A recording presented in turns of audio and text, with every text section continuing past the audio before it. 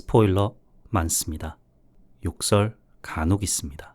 청취에 주의하시길 바랍니다.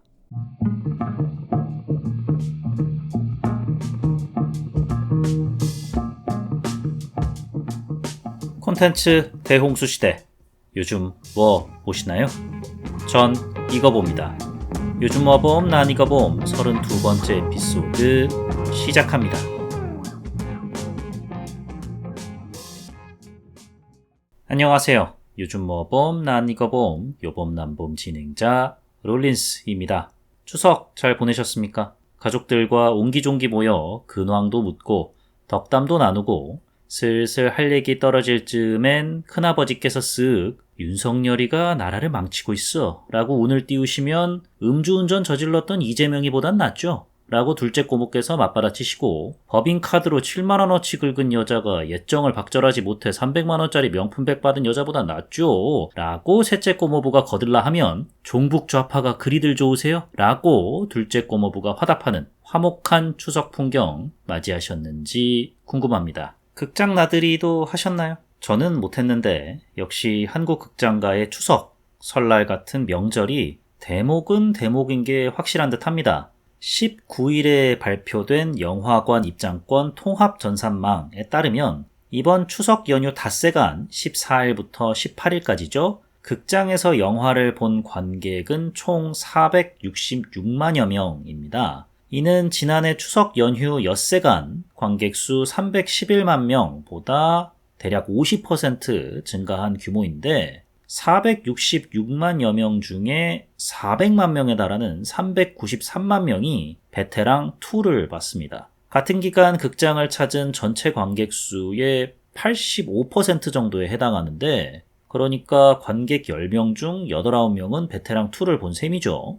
추석 연휴에 맞춰서 13일 금요일에 베테랑2가 개봉을 했죠. 그래서 누적 관객 수 현재 445만여 명으로 손익분기점 400만 명을 뛰어넘었다고 합니다. 베테랑의 추석 연휴간 흥행 스코어, 그러니까 393만 명은 아마도 역대 추석 시즌 최대 스코어인 것 같습니다. 그전 1위는 2013년 추석 연휴 닷새간 360만 명을 모은 한재림 감독의 관상이었습니다. 2위는 매너가 사람을 만든다. 킹스맨의 후속작 킹스맨 골든서클이 2017년 추석 주말 끼고 개천절 끼고 대체공휴일에 임시휴일에 그렇게 해서 완성된 황금 연휴 무려 열흘간 340만 명을 모았는데 일일 관객 수로 따지면 사실 킹스맨은 관상에 비할 바가 안 되죠. 그나마 3위 2016년 추석 시즌에 개봉해서 닷새간 330만 명을 모은 역시나 송강호 배우 주연작이네요. 정말 대단합니다. 밀정 2. 관상과 같은 기간 동안 30만 명 정도 적게 동원했으니 비벼볼만 하긴 한데 이 모두를 꺾고 베테랑2가 역대 추석 시즌 최대 흥행작 타이틀을 거머쥘 것 같습니다. 저도 곧 보려고 하는데요. 1편과는 좀 다른 색채의 영화라면서요. 그래서 평이 많이 갈리던데 1편 같은 참교육물? 을 바랬던 분들에게는 실망을 조태호보다 더 나쁘고 더 악랄한 재벌이 나온다? 야 그러다 공공의 적이다 범죄도시 꼴난다 하셨던 분들에겐 베테랑2의 방향 전환이 만족감을 안겨다 주는 것 같습니다. 아직 안 봤지만 저 같은 경우는 참교육물과는 다른 색채의 속편이 좀 더 낫지 않을까라고 생각하는 후자 쪽에 가까운 인물인데 조태호 그 이상의 재벌? 떡볶이 매니아 제드래곤이나 양궁협회 회장님 모실 것도 아니고 차라리 다른 쪽 범죄를 다루는 게 낫지 않나 싶습니다. 곧 보고 다음 에피소드에서 다뤄보기로 하고요. 극장가가 간만에 대목을 맞이했다고는 하지만 코로나19 팬데믹 직전으로 극장이 한창 활기를 띠던 2019년 추석 연휴 나흘간에는 관객 수가 510만 명이었습니다. 올해의 466만여 명보다 50만 명이 많은 수치인 거죠. 그것도 연휴가 하루 적었는데도요. 2013년 관상 때는 추석 연휴 닷새간 685만 명 이 극장을 찾았다고 합니다. 그래도 작년보다는 나아졌으니까 다행이라 여겨야 할지, 아니면 이제는 온가족 극장 나들이 자체가 명절에만 국한된 연례 행사로 자리 잡아 나가는 씁쓸한 과정, 그 한복판인지 지켜봐야 할 것 같습니다. 그럼 요즘 뭐 봄, 난 이거 봄, 요봄 난봄 32번째 에피소드, 베테랑2가 추석 극장가를 점령할 때 추석 방구석 영화관을 아마도 점령했을 무도실무관, 지금 시작합니다. 무도실무관은 청년경찰, 사자, 넷플릭스 시리즈 사냥개들 등을 연출했던 김주환 감독의 신작 영화입니다. 전작 사냥개들 이후 1년 정도 지나 내놓은 신작인데, 사냥개들이 2023년 6월에 공개됐거든요. 무도실무관은 그로부터 고작 3개월 지나 2023년 9월에 촬영에 돌입했다고 합니다. 각본과 기획까지 담당하신 김주환 감독님, 정말 열일 하셨겠네요. 넷플릭스 보도자료에 따르면은 지난 9월 13일 공개 이후 3일 만에 글로벌 톱10 비영어 영화 부문 1위를 차지했다라고 합니다. 무도실무관 출연 배우로는 신민아랑 단둘이 밥 먹고 신민아랑 단둘이 여행 가는 모니카 벨루치의 남자 팀버튼만큼 부러운 신민아의 남자 김우빈 배우, 타겟, DP, 서울의 봄, 그리고 무도실무관까지 공권력 전문 배우로 자리매김 중인 김성균 배우. 김성균 배우가 한산 용의 출연에서는 가토 장군을 맡았었잖아요. 따지고 보면 이쪽도 군인, 공무원이지 않습니까? 한국과 일본 가리지 않고 공무집행하시느라 바쁘시겠네요. 그리고 한국이 싫어서에 이어 여기서 또 만나게 된 김지영 배우, 살인자 이응난감에서 이탕의 조력자 노빈 역을 맡았던 김요한 배우, 이 외에 무려 한동훈이 나옵니다. 한동훈. 그것도 법무부 소속 한동훈. 직접 확인해 보시면 좋을 것 같고요. 거기다가 이 사람? 하면서 아실만한 지명도 높은 배우들이 특별 출연합니다. 그럼 줄거리 요약 시작해 보도록 하겠습니다.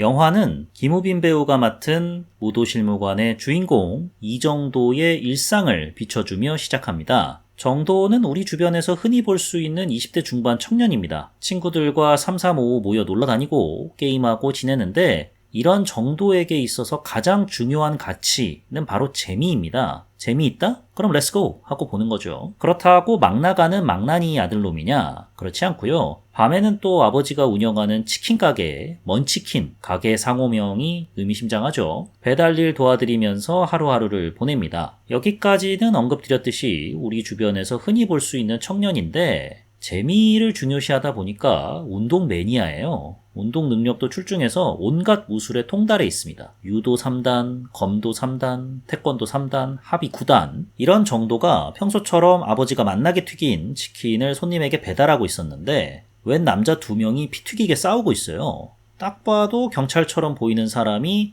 전자발찌 차고 있는 범인처럼 보이는 사람을 연행하려는데, 범인이 저항하고 있는 거예요. 범인이 무기를 써서 경찰을 공격하자 정도가 딱 나섭니다. 그래서 후두룩 빡빡 해서 상황을 정리하죠. 그렇게 정도는 용감한 시민상을 받게 되는데, 알고 보니 범인에게 공격받은 사람은 경찰이 아니고 법무부 소속 무도실무관이었어요. 무도실무관이란 뭐냐? 법무부 설명에 따르면 전자감독, 비상경보 처리 등 보호관찰 업무 보조 공무직 근로자입니다. 그럼 보호관찰은 뭐냐? 범죄인을 교도소나 소년원 등 수용시설에 구금하지 않고 가정과 학교 및 직장에서 정상적인 생활을 하도록 하되, 보호관찰관의 지도 감독을 통해 준수사항을 지키도록 하고 사회봉사명령이나 수강명령을 이행하도록 해 범죄성을 개선하는 제도인데, 무도실무관은 이 같은 임무를 수행하는 보호관찰관과 함께 다양한 활동을 펼치는 직군입니다. 쉽게 설명드리면, 보호관찰 대상자가 보호관찰관의 지도 및 감독에 비협조적이거나 불응한다? 그러면서 재범의 소지를 보인다? 하면 무도실무관이 나서서 후두루 뚝딱 하는 겁니다. 근데 앞서 언급한 박지열 배우가 맡은 기존의 무도실무관 조민조 주무관이 공무수행 중에 부상을 입었잖아요. 그래서 무도실무관 기준 요건도 충족할 만큼 무술 유단자인 정도가 조 주무관의 대타가 됩니다. 5주 동안요. 정도와 함께 팀을 이루게 된 보호관찰관이 김성균 배우가 맡은 김선민 계장이고요. 사실 처음에는 정도가 무도실무관을 안 하려고 했어요. 왜냐? 공무원이니까 좀 따분할 것 같고 재미없을 것 같아서 그래서 거절하려 들었는데 김선민 계장이 일단 사람도 부족하니까 어떻게든 정도를 좀 잡아야 되죠. 그래서 이제 이 일을 하시다 보면은 보호관찰 대상자들의 재범을 막을 수 있고 때로는 사회화도 도울 수 있기 때문에 재미 그 이상의 뿌듯함을 정도 씨에게 안겨드릴 거예요 라는 식으로 설득을 합니다. 그리고 겨우 5주만 한 달이니까 부탁 좀 드릴게요 라고 하니 정도가 오케이 해볼게요 하면서 승낙을 합니다. 그렇게 정도는 무도실무관으로서 사무실에 출근하는데 무도실무관이 사무실에서 주로 하는 일이 뭐냐? 관할구역 내의 보호관찰 대상자들은 대부분 전자발찌를 착용하고 있는데 전자발찌 배터리가 30% 이하가 되면 충전을 해야 해요. 그때까지 충전을 안 하고 있다? 그럼 일단 전화 한번 겁니다. 공손하게 충전 좀 해달라고 부탁하고요. 그런데도 말을 안 듣다가 결국에는 신호가 꺼진다. 혹은 공식적으로 허락된 외출 시간 외에 외출을 하려 든다. 그럼 이제 바로 출동하는 겁니다. 그렇게 한 성범죄 전력이 있는 보호관찰 대상자 집으로 찾아가는데 정도가 나름 이 동네 이곳저곳 배달하면서 잔뼈가 굵었어요. 빌라 구조만 딱 보고도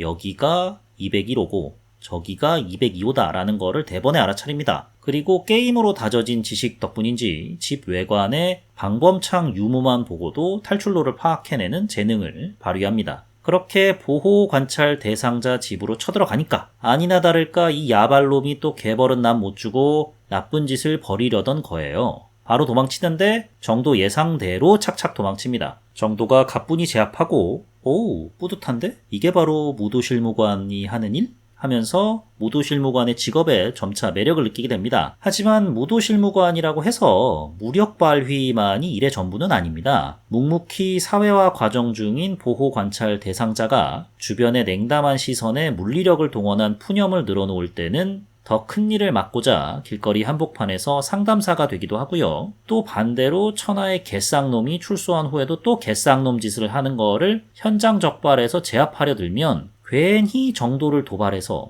폭력을 유발하려 들기도 하고요. 마냥 첫 번째 출동처럼 나쁜 놈을 후드려 패는 일만 하는 것이 아니라 나름의 고충도 있는 직업이구나 라는 것을 정도가 차츰 깨달아갑니다. 그러면서 무도실무관이라는 직책이 주는 책임감, 사회에 안겨다주는 순기능에 김 계장이 말했던 대로 재미, 그 이상의 뿌듯함을 느끼고 정식으로 무도실무관에 지원합니다. 때마침 무도실무관 일손이 부족해지는 일이 생겨서 채용비리 이런 거 없이 바로 무도실무관이 되는데 무슨 일 때문에 일손이 부족해졌냐? 20년 전 끔찍한 아동 성범죄를 연이어 저질렀던 강기중이 만기 출소해서 정도의 관할구역에서 살게 됐어요. 출소한 날 동네 일대가 난리가 납니다. 조두순 출소날 떠올리시면 됩니다. 왜 한 유튜버가 조두순 타고 있는 차 위에 올라가서 막 난동 부렸잖아요. 그 장면을 영화는 고스란히 구현해냈습니다. 딱 봐도 강기중 이꼬르 조두순을 연상시키려는 감독의 의도인 것 같은데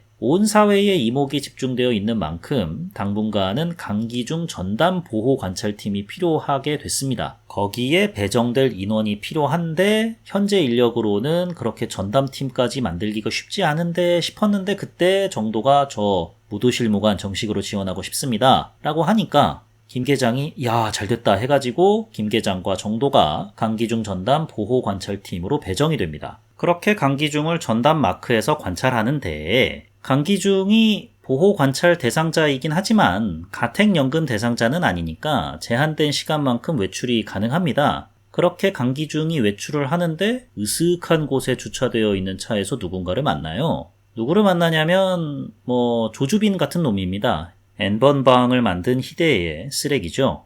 입에 담을 수도 없는 악랄한 영상을 찍어서 다크웹에 올려 돈 버는 쓰레기 같은 놈인데 피해자는 우리가 데려올 테니 강기중 당신은 영상에 출연해서 뭐 같은 짓거리를 하면 된다 이런 제안을 해요. 강기중도 오케이를 합니다. 그렇게 쓰레기와 개쓰레기의 대화가 마무리되려는 찰나 강기중의 외출 경로에서 수상함을 감지하고 미행 중이었던 정도가 강기중이 타고 있는 차가 있는 주차장에 마침내 다다르게 되는데 과연 쓰레기와 개쓰레기는 어떤 운명을 맞이하게 될까요? 화학적 거세라도 당할까요? 김지영 배우가 맡은 동네 미용실 원장 하선정에게 정도가 이모라고 하기에 극중 엄마 동생인 줄 알았는데 알고 보니 그냥 친해서 이모라는 호칭을 썼다는 사실과 정도의 아버지 또한 선정씨 라고 친근하게 말하는 걸 보며 요것 봐라 라는 생각이 든 건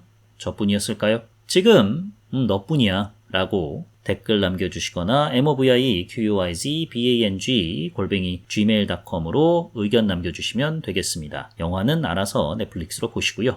예.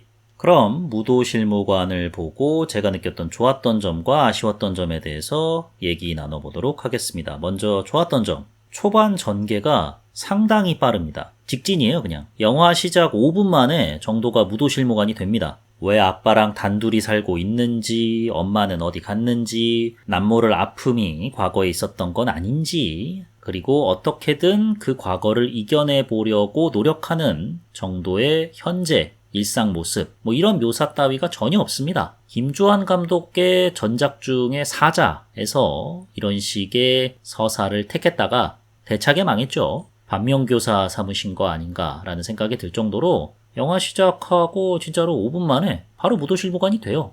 그러고 나서 활약이 펼쳐집니다. 초반부 전개는 상당히 빠르다. 그 점이 되게 마음에 들었고요. 이 영화가 주된 마케팅 포인트로 삼고 있는 부분이 바로 액션입니다. 김주환 감독의 전작들이 워낙 또 액션 장면들이 풍성한 걸로 유명하기도 하고 그러다 보니까 이 작품도 어련히 알아서 액션에 대한 기대감을 관객들이 갖게 될 수밖에 없는데 그래서인지 마케팅 포인트도 액션이 정말 훌륭하다, 찰지다 이런 식으로 삼던데 액션의 구성이 되게 악독하다고 느껴졌어요.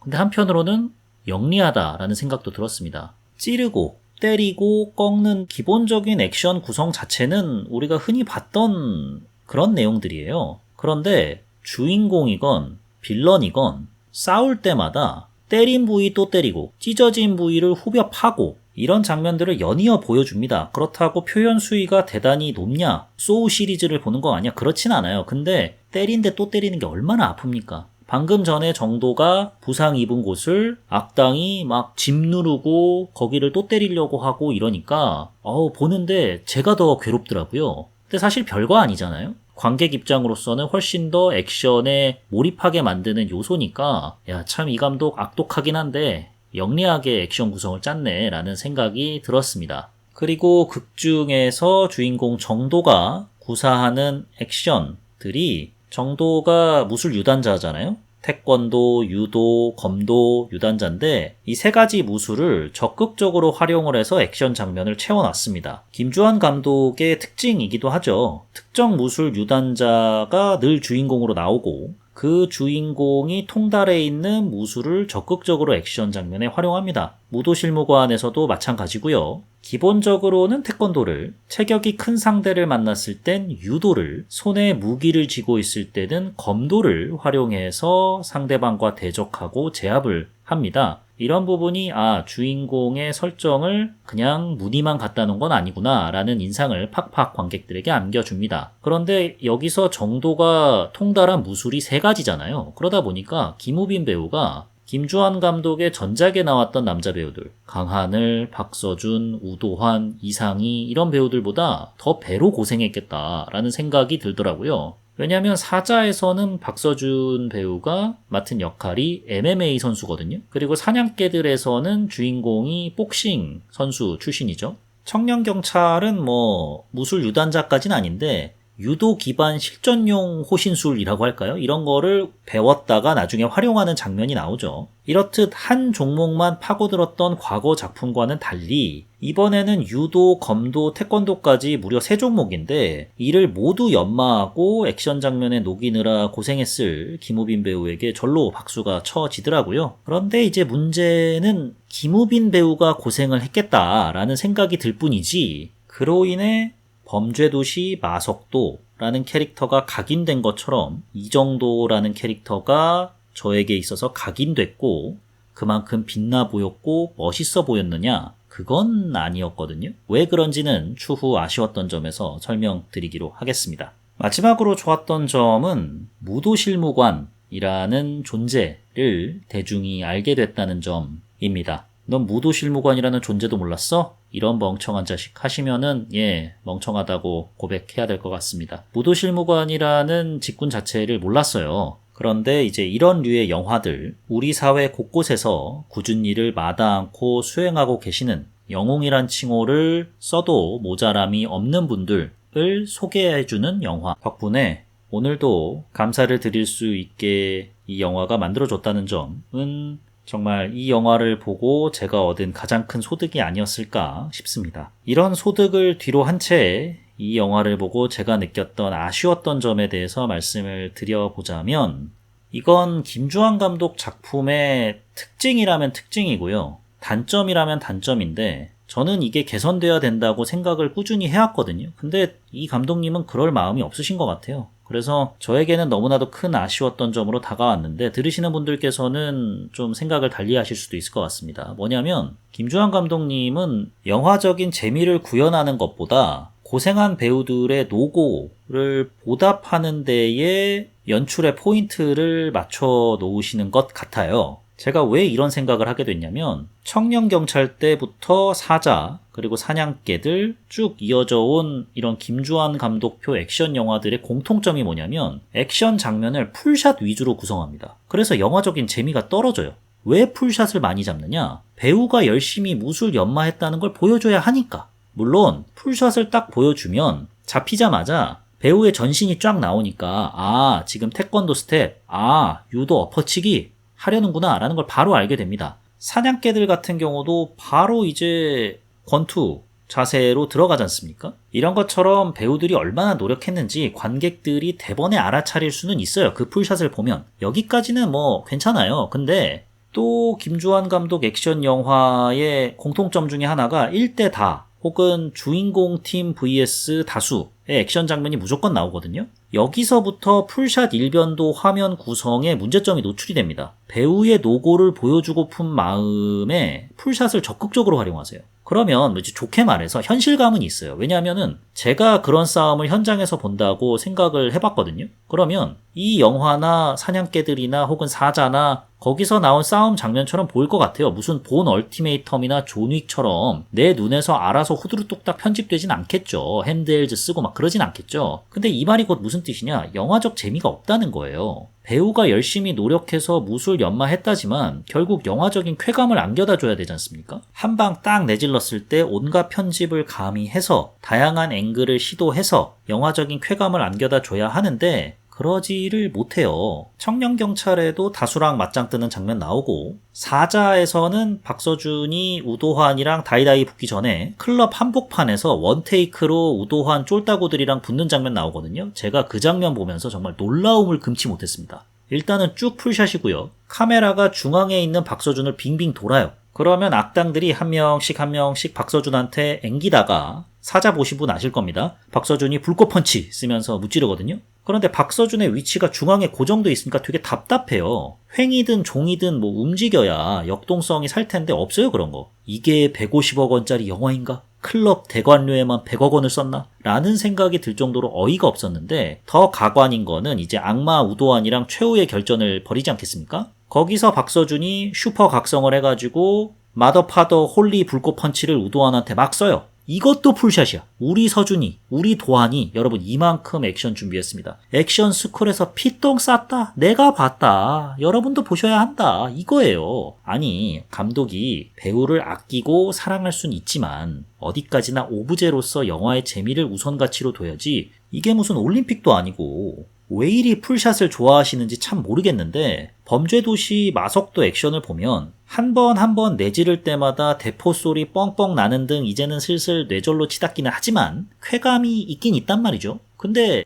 무도실무관은 이게 좀 덜해요. 없진 않은데 덜해요. 왜냐? 풀샷 위주로 액션을 구성을 했으니까. 그리고 이러한 배우의 노고에 보답하려는 연출 의도가 영화적인 재미를 또 어떤 부분에 있어서 반감시키느냐면 여러분 이 배우도 주목해 주십시오와 같은 좀 쓸데없는 온정주의가 발현되는 순간이 있어요. 뭐냐면 김우빈 배우가 맡은 이정도가 강기중 행방에 집중하는 사이에 김계장과 조 주무관, 이정도 이전에 무도실무관 있죠. 부상당한 사람, 박지열 배우가 맡은 조민조 주무관 이 출동을 나갔다가 조주빈 패거리가 만들어 놓은 함정에 빠집니다. 그 함정에서 벗어나기 위해 조민조 주무관이 일대다로 또 겁나게 싸워요. 김계장은 어렸을 때 사고로 다리를 다쳐가지고 제대로 된 액션을 구현할 수가 없어요. 근데 사실 내용상 액션 비중은 동시간대 강기중과 대치 중인 이정도에게 두고 있고요. 서사적 비중은 함정 때문에 큰 부상을 당하게 되는 김계장, 그리고 필사적으로 항전하다가 끝내 사망하는 조민조 주무관인데, 언급했듯이 조민조 주무관 혼자 고군분투하거든요. 이 순간만큼은 박지열 배우 액션 장면이 김우빈 배우만큼이나 많아요. 순간적으로 착각했어요. 아, 이 영화 주인공이 김우빈, 박지열 배우인가? 김성균 배우가 다리는 불편하지만 그걸 어떻게든 극복하겠다고 무기를 들고서 저항을 한다. 그걸로 액션 장면을 구성을 해놨다. 실제로 조금 나오기도 하고요. 그랬다라고 하면 그나마 이해를 하겠어요. 근데 극 내용상 큰 비중을 차지하지 않던 역할이 갑자기 주인공만큼 휘몰아치는 액션을 선보이는데, 물론 박지열 배우의 액션 연기 훌륭합니다. 너무 잘하세요. 열심히 하시고 정말 촬영하면서 고생하신 게 느껴집니다. 그런데 왜 이렇게 밸런스를 붕괴시켜 가면서까지 조 주무관의 액션 장면을 많이 보여주느냐? 우리 지열이 고생했으니까. 나는 성균이 형이랑 삼겹살에 소주 마시면서 회식할 때 지열이는 이 장면 준비한다고 구석에서 우빈이랑 닭가슴살 먹으면서 목 막힐 때마다 무알콜 맥주 마시는 모습을 내가 봤으니까. 이런 지열이, 고생한 지열이, 여러분 주목해 주십시오. 차세대 액션 스타 박지열, 이거 보여주려고. 너무 감독님이 박애주의자가 아니신가. 배우에 대한 동료의식 좋죠. 좋은데 이게 작품의 완성도까지 좀 더 영향을 끼치는 건 아닌가? 라는 생각을 했습니다. 그래서 이 부분이 좀 걷어낼 것을 제때제때 걷어내지 못한 것 아닌가라는 생각이 들어서 아쉽게 느껴졌고요. 좀 더 영화의 내용적인 측면으로 들어가 보자면, 저는 제가 왜 이런 오해를 했는지 모르겠는데 전 이게 원작 웹툰이 있는 줄 알았어요. 그래서 원작을 각색해서 영화화를 하려다 보니까 이런 식으로 좀 캐릭터가 납작하게 구현이 됐나 보다, 이런 식으로 자기적인 설정이 났나 보다, 저런 식으로 급 전개가 되나 보다 라고 생각을 했거든요. 그러면서 좀 많이 너그럽게 영화를 본 측면도 있습니다. 원작이 있으니까 이것을 영화화하려면 좀 힘들겠지 라는 생각을 하면서 본 게 있어요. 근데 찾아보니까 원작이 없더라고요. 그냥 오리지널 영화더라고요. 이러다 보니 원작도 없는데 각본 수준이 이렇단 말이야? 라는 생각에 이건 좀 너무한데? 라는 생각을 하게 됐고, 그걸 바탕으로 차근차근 아쉬웠던 점을 얘기해 보려고 합니다. 기본적으로 이 영화는 성장 스토리입니다. 이정도라는 인물이 무도실무관이 되면서 책임감이라는 것을 깨닫게 되고, 내가 진짜로 하고 싶어하는 일이 무엇인가, 본인의 진로에 대해서도 한번 생각을 해보고 마침내는 성장을 이루어서 한 단계 도약하는 그런 서사를 갖고 있는데, 이러한 서사의 쾌감을 증폭시키려면 일단 이정도라는 인물이 약간 좀 망나니스러운, 좀 개념 없는 듯한 캐릭터로 나와야 돼요. 그런데 이정도라는 캐릭터는 정말 착실한 청년입니다. 이병헌 감독이 연출했던 스물에서 김우빈 배우가 맡았던 여자랑 야스만 밝히는 역할처럼 이정도가 약간의 망나니삘이 있어야 나중에 팔에다가 써놓은 미란다 원칙 견눈질로 읽으면서 강기중을 체포할 때, 새끼 철 들었네, 많이 컸어, 어른 다 됐어 임마 라는 생각이 들 텐데, 얘는 그냥 건실한 청년이라니까요. 때 되면 운동하고, 아빠가 가게일 도와달라고 하면 친구들이랑 한참 게임 중인데도 바로 일어나고, 정말 성실하고 효자고 나름 자기 인생 알아서 잘 살아가는 것처럼 보이는 취준생처럼 보여요. 그러니 마지막에 강기중을 잡으러 가기 전에 이정도가 아버지에게 3개월 전 나는 전자발찌가 뭔지도 몰랐어 라는 대사가 와닿지를 않아요. 왜냐하면은 일반화에 오류일 수는 있는데 솔직히 전자발찌 자체를 모를 수가 있을까요? 그러면 그거를 모를 정도로 무식한 인물로 이 정도를 좀 보여줬어야죠. 아니면 차라리 대사를 3개월 전에 나는 전자발찌엔 관심도 없었어 라고 하든가. 사실 이 정도는 곱씹어 보면 곱씹어 볼수록 꽤나 똑똑한 친구입니다. 치킨 배달을 통해서 알게 된 이 동네의 특성을 활용해서 이 빌라의 201호는 왼쪽에 있다, 202호는 오른쪽에 있다 라는 거를 대본에 유출을 해내는 모습이라든지, 왜 여기는 방범창이 있고 저기는 방범창이 떼져 있겠냐, 이거는 이 보호 관찰 대상자 새끼가 곤란한 상황이 생기면 바로 튀려고 방범창을 떼놓은 거다. 이렇게 추론하는 장면에서 관객들은 이 친구 머리가 꽤나 잘 돌아가네 라는 인상을 받을 수 있단 말이죠. 이렇게 한껏 추론을 하고 나니까 김 계장이 만약에 현관으로 나오면 어떡해? 이러니까 정도가 그럼 제가 열심히 뛰어가서 잡아야죠 라고 대답할 때는 약간의 허당미도 있고요. 해서 귀엽게 느껴졌어요. 근데 이건 어디까지나 이제 똑똑함을 전제로 한 건데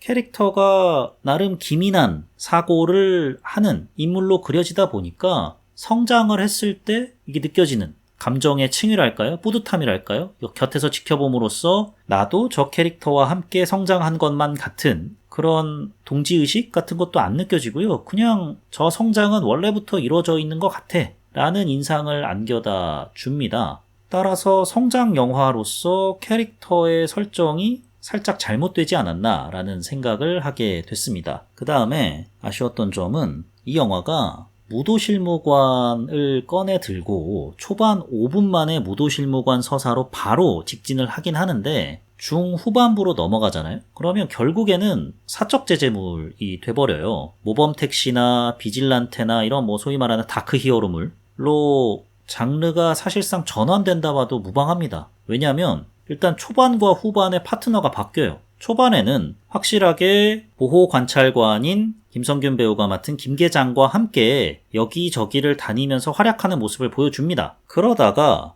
조주빈 놈이 파놓은 함정에 김 계장이 크게 다치고 조 주무관은 사망하고 강기중과 대치하던 정도도 큰 부상을 입게 된 후에 정도의 파트너는 보호관찰관인 김 계장이 아니라 정도와 같이 게임을 하던 친구들이 되어버려요. 그리고 정도가 마침내 도주 중인 강기중을 때려잡을 때에도 무도실무관으로서 잡는 것이 아니라 영장도 없고 뭣도 없고 그냥 친구들이랑 의기투합해서 인터넷으로 막 뒤지고 조주빈 잡고 그로 인해서 신문을 하고 해서 결국에는 잡아낸단 말이죠. 물론 그런 쓰레기들 잡아쳐 넣어야죠. 잡아쳐 넣고 잡아쳐 넣는 과정에서 적당한 폭력 마음껏 저질러야죠. 그런데 초반에 무도실무관의 역할과 무도실무관의 고충에 대해서 그렇게 얘기를 해놓고서 후반부에는 결국 친구들이랑 으쌰으쌰 하는 장면들이 나오니까 그래서 저는 이게 더욱더 원작이 있는 줄 알았어요. 원작의 친구들은 이러이러한 각기 다른 캐릭터성을 갖고 있는데 영화에서는 2시간 내로 만들어야 되니까 어쩔 수 없이 납작하게 바꿔버렸구나. 정도의 부족한 부분을 친구들이 채워주는데 이거를 김 계장이 좋게 봐가지고 무도실무관은 정도 한 명이지만 주변의 친구들이 좀 협조하는 느낌으로 원작이 구성이 됐나 보다. 그러다가 어쩔 수 없이 김 계장이 다치고 나니까 그럼 계장님 빼고 우리끼리라도 악을 처벌한다 라는 식의 원작이 있는데 어쩌다 보니 이런 식으로 구성이 됐나 보다. 각색 과정에서 좀 줄일 건 줄였나 보다 라고 생각을 했는데 그게 아닌 거죠.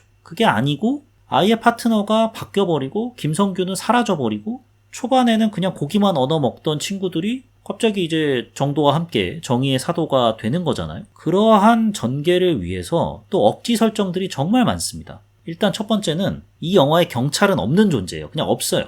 경찰이란 존재가 없다 보니까 마지막에 강기중이랑 대치를 할 때 드디어 강기중이 어디에 은신하고 있는지를 정도가 알아냈는데도 신고를 안 하는 거죠. 왜? 경찰이란 존재가 없으니까. 경찰이란 존재가 없으니까 강기중이 이렇게 마음껏 전자발찌 해체하고 돌아다니면서 끔찍한 범죄를 다시금 저지를 수 있었던 거예요. 김 계장이 정도에게 이런 말을 하죠. 20년 전에 강기중이 정말 끔찍한 범죄를 저질렀을 때 4년 동안 경찰의 눈을 피해서 그 범죄를 이어나갔다. 근데 그건 20년 전 얘기잖아요. 얘가 20년형의 복역을 끝나고 나온 거잖아요. 그럼 20년 동안 기술력은 어마무시하게 발전을 해서 요 놈이 어디서 몰래 나쁜 짓을 벌이고 있는지 금방 캐치할 수 있는 게 요즘 사회인데 경찰은 그걸 못해요. 3개월 전까지 배틀그라운드 친구들이랑 하던 정도가 후두룩 뚝딱 해가지고 강기중의 은신처를 알아냅니다. 이건 그냥 이 작품 내에는 경찰이란 존재가 없는 거예요. 없다라고 생각하고 보면 마음이 편해지긴 하더군요. 너 왜 자꾸 현실성 얘기하고 상식적으로 그렇지 않습니까? 이런 식으로 얘기를 하느냐. 상식적으로 그렇지 않을 수도 있는 거 아니냐. 너무 일반화의 오류를 쓰지 말아라 라고 말씀하실 수 있는데 타당한 지적이라고 생각을 합니다. 근데 저는 어디까지나 이 영화가 구현하고자 했던 내용과 배치되기 때문에 이런 지적을 안 할래야 안 할 수가 없는 거예요. 뭐냐면 앞서 줄거리 소개할 때 강기중이라는 인물을 통해서 대번에 조두순을 떠올릴 수 있게끔 조두순이 출소했을 때의 풍경을 영화가 고스란히 재현해냈다라고 말씀을 드렸잖아요. 그만큼 이것은 현실에 기반한 영화다라는 것을 작품이 강조를 합니다. 그래놓고 현실을 무시하니까 이게 어이가 없다는 거예요. 뭐냐면 말씀드렸듯이 조두순 사례를 완벽하게 따다가 이 강기중이라는 캐릭터를 만든 건데, 물론 이 외에도 다른 강력 범죄자들이 좀 섞긴 했죠. 조두순 생각나게 만드는 장면을 깔아뒀다는 건 관객들로 하여금 어련히 알아서 조두순과 강기중을 동치시켜서 보게 하려는 작품의 의도인데, 이로 인해서 이제 현실과 더욱 밀착된 이야기다라는 걸 강조하는 효과가 있는데, 조두순이 출소하고 그의 일거수일투족이 낱낱이 까발려졌잖아요. 조두순이 뭐 외출을 하려고 한단다, 조두순 내의 집주인이 조두순 가족에게 퇴거를 요청했단다, 이런 식으로 지금도 조두순이 뭘 하려고 하면 이랬다더라 저랬다더라 라는 얘기가 삽시간에 퍼지지 않습니까? 그리고 기자들이 조두순 집의 출소 이후로 몇 날 며칠간 죽치면서 그의 행방을 되게 쫓기도 했고요. 그런데 이 작품에는 그런 내용이 없습니다. 강기중은 출소 다음날, 그리고 뭐 일주일 뒤에 자유롭게 편하게 동네에 돌아다니면서 산책도 하고 김밥도 먹고 머리도 자르고 그래요. 예. 근데 여기까지는 뭐 그래, 딱 조두순이 집에 왔을 때 거기에 있는 주민들과 유튜버들이나 이런 사람들이 막 난리치는 그 모습만 차용을 해놨으니 현실 비판적인 측면으로 해석할 수도 있겠죠. 대한민국 사람들 특성 중에 하나가 냄비 근성인데 확 끓었다가 잠잠해지고 예전만큼 조두순의 일거수일투족을 우리가 신경 쓰진 않으니까 영화에선 약간 과장을 해서 고작 하루 이틀만 지났는데도 악랄한 범죄 이력을 갖고 있는 사람을 그 누구도 신경 쓰지 않는다 라는 비판 메시지로 읽으려면 읽을 수는 있습니다. 오케이, 그러고 넘어가겠어요. 근데 이젠 누가 문제가 생기냐? 조주빈, 강기중에게 끔찍한 영상을 함께 제작하자고 손을 건네는 다크웹에서 돈 꽤나 버는 인물로 나오는 캐릭터. 얘가 10분짜리 영상에다가 1,000만 원을 주겠다고 하잖아요. 그러면 뭐 좀 끔찍한 생각이긴 합니다만 어찌됐건 본인은 그 10분짜리 영상으로 1,000만 원 그 이상의 수익을 버니까 강기중에게 1,000만 원을 배팅하는 거 아니겠습니까? 그럼 그렇게 어마무시하게 돈을 번다라는 놈이 사는 곳이 허접하기 짝이 없는 펜트하우스, 그것도 그냥 앞만 봐도 아무 빌라 501호를 501호 딱지 떼내고 펜트라는 영어만 붙여놓은 것처럼 보이던데, 그 허접한 미장센이 정말 참담하기 그지없었는데, 여튼 그렇게 보안이 허술한 곳에 살고 있질 않나. 강기중 만날 때 대동했던 보디가드는 어디를 갔는지 김우빈 일당이 그냥 거의 프리패스로 펜트하우스로 쓱 진입을 하질 않나. 이렇게 악랄한 범죄를 저지르는 놈이 너무 쉽게 모든 것을 다 내려놓습니다. 무슨 뜻이냐면 일단 정도는 어찌됐건 무단 침입을 한 거죠. 영장 없이 무단으로 침입을 해서 개쓰레기 같은 놈을 속은 시원하긴 하지만 때려 눕힌 겁니다. 그러면 걔 입장에서는 너 이거 지금 무단 침입이야, 너 영장 있어, 너 지금 뭐 하는 거야 라는 식으로 항변을 할 수가 있어요. 그리고 다크웹의 운영자라는 놈이 그렇게 허술한 보안 시스템을 자랑하는 컴퓨터를 갖고 있다는 것도 말이 안 되긴 하는데, 여튼 그 안에 담겨있는 끔찍한 영상들, 나도 몰라? 왜 있는지 모르겠네? 라는 식으로 뻔뻔한 태도를 취할 수가 있는데, 그냥 맞으면 맞는 대로 풀고 말하라고 하면 순순히 말하고 너무 편의적으로 캐릭터가 설정이 돼 있다는 거죠. 어디까지나 그냥 시원함 그거 하나에만 매몰돼서 악인 구성을 너무 지나치게 납작하게 해놨다. 저는 되게 비협조적으로 나올 거라고 생각을 했거든요. 왜냐면 이런 다크웹을 운영해가지고 거기에 악랄한 영상을 올려서 돈을 버는 사람들의 실제 또 사례 중에 한 명이 예전에 드라마 모범택시에서 백현진 배우가 맡았던 웹하드 업체 대표, 알고 보니 온갖 불법 몰카 영상 유포하고 그걸로 돈 벌어먹었던 캐릭터의 모티브가 된 인물이 위디스크 대표 양진호거든요. 그 사람도 경찰 출석하기 전에 뭐 보도된 바에 따르면 경찰도 혀를 내두를 만큼 화려한 변호인단을 구성했다라고 합니다. 이렇듯 관객들의 화를 더욱더 돋굴 수 있는 성격의 캐릭터를 그냥 갖다가 어디까지나 강기중의 행방을 알려다 주는 용도로만 쓰고 버린다는 점에서 캐릭터 활용이 참 현실 기반적이지도 않고 지나치게 편의적이다라는 생각을 하게 됐고요. 그리고 그나저나 친구들 별명은 도대체 왜 소개한 거예요?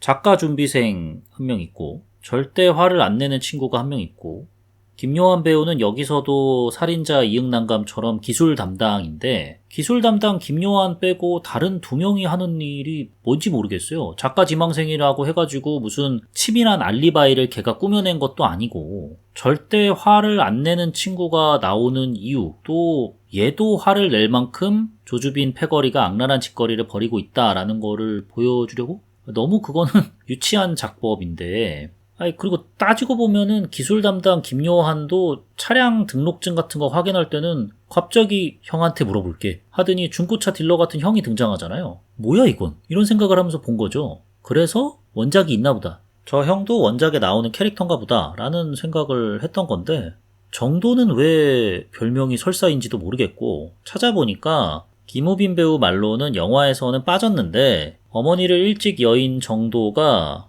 이별 후유증으로 아팠대요. 투병 생활을 하다가 과민성 대장 증후군에 걸렸고 그때부터 정도의 별명이 설사가 됐다고 합니다. 이런 장면이 영화 초반에 왜 김계장이 정도와 친구들에게 고기 사주는 장면 있잖아요.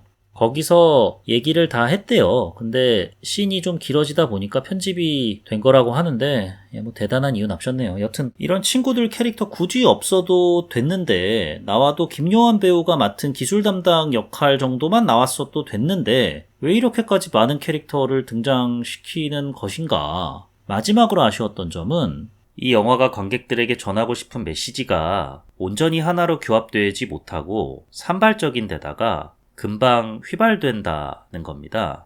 이 작품이 관객들에게 전달하고 싶은 메시지는 크게 두 가지입니다. 첫 번째는 만성적인 인력 부족입니다. 보호관찰관 제도를 효과적으로 운영하고 싶은데 만성적인 인력 부족에 시달리다 보니까 그러질 못한다라는 것을 두세 장면을 통해서 직접적으로 어필을 합니다. 전자발찌를 착용한 출소자가 전국에 5천여 명 정도가 되는데 그 사람들을 관할 구역마다 2인 1조 1일 3교대로 관리를 하긴 하는데 아무래도 한계가 있다. 비슷한 장면으로는 좀 다른 분위기이긴 합니다만 범죄와의 전쟁 첫 장면을 보면 최민식이 밀수꾼을 잡잖아요. 그러니까 이제 밀수꾼이 뽀찌를 좀 주려고 하죠. 그러자 최민식이 약간의 신세 한탄을 하지 않습니까? 이 넓은 데를 이거 너무 힘듭니다 뭐 이런 장면이 나오잖아요. 사투리 죄송하고요. 똑같은 거죠. 이런 식의 한계가 보호관찰관 제도에도 존재한다. 그런데 영화에서는 인력 부족으로 인한 딜레마가 발생하는 순간이 없어요. 웬만하면 다 부족한 인력으로 모든 사건을 다 해냅니다. 딜레마라 하면 살인의 추억에서 연쇄살인마 시점으로 여자 순경과 여학생을 번갈아 보여주는 장면이 대표적이라고 할 수 있는데 어느 누구도 택하지 않기를 바라지만 결국 여학생을 상대로 연쇄살인마가 끔찍한 일을 벌이지 않습니까? 살인의 추억 정도의 서스펜스라든지 그 정도의 심각함을 바라진 않지만 인력 부족으로 인해 어쩔 수 없이 경험상 보호관찰 대상자 A가 보호관찰 대상자 B보다 더 예의주시해야 하는 인물이니까 A한테 출동을 했는데 알고 보니 A는 정말 단순한 전자발찌 오류였다든지 방전이었다든지 그렇게 심한 일이 아니었고 되려 B가 사고를 쳤다든지 하는 장면 등이 나와서 인력 부족을 어필했어야 되지 않나라고 생각을 해요. 그렇다기에는 모든 일을 어떻게든 다 해결을 합니다. 심지어 김계장과 정도가 강기중을 전담할 때도 김계장이 알고 보니 함정이었지만 조 주무관과 함께 다른 지역 출동까지 나가잖아요. 인력 부족으로 인한 보호관찰팀 업무 과중을 지속적으로 어필해왔던 거와 배치되는 순간인 거죠. 인력 부족으로 인한 사건 사고 발생 장면이 들어갔더라면 아마 더 높은 층위의 담론도 다뤄볼 수 있었을 겁니다. 보호관찰 대상자들은 재범 확률이 매우 높은데 그렇다고 이 사람들의 일거수일투족을 실시간으로 감시하면서 뭐라도 발생하면 바로 출동하는 업무 방식이 이상적이긴 하지만 현실적으로는 일상 업무 수행마저 어려울 정도로 불가능한 업무 방식이다라는 것과 그렇다고 뭔가 일이 벌어지기만을 기다릴 수는 없는 거 아니냐와 같은 질문, 딜레마 등을 직접적은 아니더라도 간접적으로나마 던질 수 있는데 이가 없으면 잇몸으로라도 어떻게든 사건을 해결하는 모습을 보여주니까 보호관찰관들의 노고, 무도실무관의 노고에 감사를 표하면서도 인력 부족 현실이 확 와닿지는 않더라고요. 거기에다가 이런 인력 부족 문제가 생기는 가장 큰 원인을 영화가 언급은 하는데 좀 겉돌게 언급해요. 그러다 보니까 하나로 규합되지가 못하고 산발적으로 느껴진다는 거죠. 뭐냐면 이 영화가 관객들에게 전달하고 싶은 두 번째 메시지가 바로 성범죄 처벌 수위가 다른 국가에 비해 우리나라가 한참 낮다 이겁니다. 이 메시지를 전문가 인터뷰 장면을 통해서 직접적으로 언급을 합니다. 매우 중요한 이야기죠. 강력 범죄자들을 상대로 처벌 수위가 낮기 때문에 계속해서 전자발찌를 착용한 채 이 사람들이 출소를 하게 되고, 그러면 보호관찰관 팀의 업무는 계속 늘어나게 될 거고, 그만큼 인력 수급은 바로바로 이루어지지가 않고 좀 유기적으로 맞물리는 문제인데, 이 메시지가 전달되는 타이밍이 언제냐면 강기중이 전자발찌를 끊고 도주했을 때입니다. 함정에 빠졌던 김 계장은 큰 부상을 입고 조 주무관은 사망을 했고 정도도 제 컨디션을 회복하기 어려울 만큼의 큰 부상을 입었다라는 거를 보여준 다음에 이 메시지가 나와요. 당장 제일 중요한 건 강기중이 도주 중이다라는 건데, 여기서 이제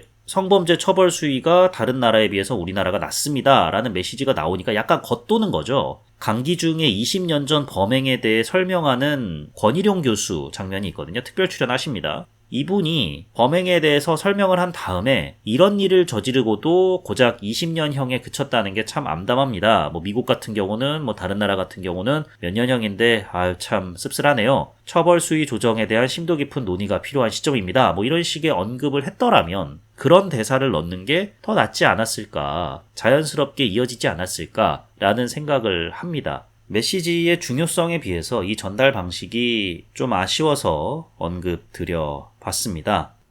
여기까지가 무도실무관을 보고 제가 느꼈던 좋았던 점과 아쉬웠던 점입니다. 그럼 무도실무관에 대한 제 별점은 2.0. 이건 좀 입니다. 일단 개선되지 않은 김주환 감독의 한계점, 이 영화를 보는 데 있어서 내내 아쉬움으로 남았고요. 또 아동 성범죄의 경각심을 올리려고 하는 시도는 너무나도 좋았습니다만, 경각심을 올리기 위해서 동원했던 소재인 무도실무관을 정말 소재로만 활용을 하고 결국에는 요즘 유행하는 사적 제재물로 마무리를 짓는 전개가 썩 탐탁치는 않았습니다. 그래서 여러모로 아쉬움이 들었고요. 그 결과 2.0이라는 김우빈 배우와 그 외의 단역 배우분들의 액션 투혼에도 불구하고 박한 점수를 주게 됐습니다. 무도실무관에 대한 제 한 줄 평은 넥스트 강우석, 김주환입니다. 강우석 감독은 90년대와 2000년대 초반을 수놓았던 한국 영화계의 거장이죠. 제작자이자 기획자로서 한국 영화계 부흥 을 이끌었던 영화인이라는 건 부인할 수 없는 사실이라고 생각합니다. 다만 감독으로서는 일장일단이 매우 뚜렷한 분인데, 일단 감독 강우석의 장점은 영화 내용이 매우 직관적이라는 겁니다. 돌려 말하지 않습니다, 이분은. 갈등 구도도 명확해서 영화를 이해하기가 너무나도 쉬워요. 그래서 이것이 되게 때가 잘 맞는다? 배우, 스토리, 연출 이런 게 다 잘 맞는다 하면 대박 나는 거예요, 실미도처럼. 직관적이고 명확하기에 그만큼 영화가 단순하고 유치합니다. 오그라드는 장면도 꽤 많아요.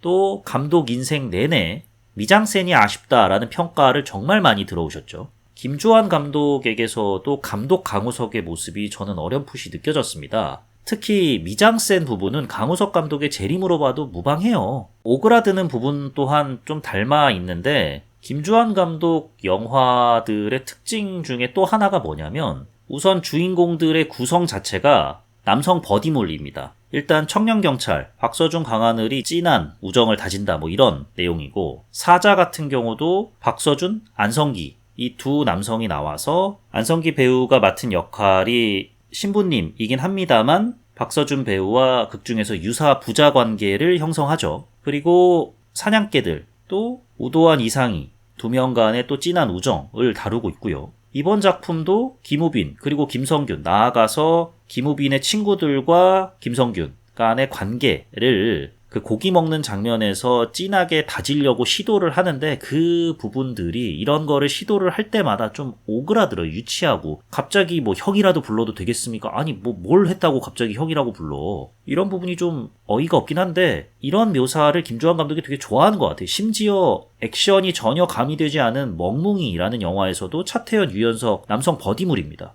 이런 식의 남성 간의 우애를 다지는 스토리나 순간을 좋아하시는 분들도 계시겠지만 저에게 있어서는 그 관계를 형성하는 방식이나 발전시켜 나가는 모멘텀들이 너무나도 투박하고 대놓고 보여줘서 좀 세련미가 떨어진다라는 생각을 했습니다. 이번에도 오도실무관에서는 여지없이 투박하고 거칠었고요. 다만 김주환 감독의 영화들이 대단히 직관적이고 명확하고 갈등 구도도 뚜렷하다 보니까 그만큼 대중적이라는 뜻도 되겠죠. 그래서 세련미를 갖춰 나가신다면은 흥행과 비평 모든 부분에서 좋은 점수를 거두시는 날이 곧 오지 않을까라는 생각을 해봅니다. 여기까지가 요즘 뭐봄 난 이거 봄 요봄 난봄 32번째 에피소드 무도실무관이었습니다. 다음 에피소드는 언급했던 대로 류승환 감독 신작 황정민, 정혜인 배우 주연의 베테랑2를 다뤄보겠습니다. 극과 극으로 갈린 평 속에 저는 어떤 감상을 여러분들에게 전하게 될지 저도 궁금해지는데요. 빨리 확인하고 다음 시간에 얘기 드려보도록 하겠습니다. 지금까지 저는 요즘 뭐봄 난 이거 봄 요봄 난봄 진행자 롤린스였고요. 들어주셔서 대단히 감사합니다.